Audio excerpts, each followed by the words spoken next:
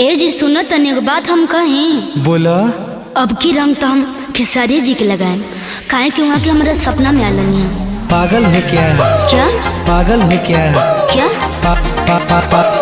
पागल हो क्या? क्या